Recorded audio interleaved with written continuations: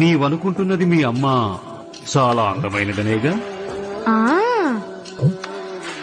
అమ్మ ఎంత అందమైనదంటే అందానికే అందం.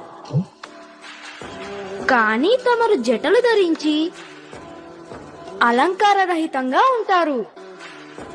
మా మాత తమను అసలెలా ఒప్పుకుంది?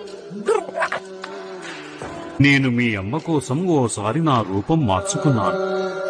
జటాధరాయ శివ జటాధరా హర హర భోలే నమః శివాయ. తమరు మళ్ళీ తమ జటాధారి రూపంలోకే మారిపోండి.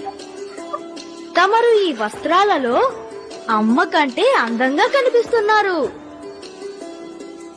మా అమ్మ కంటే ఎవరూ అందంగా కనపడకూడదు.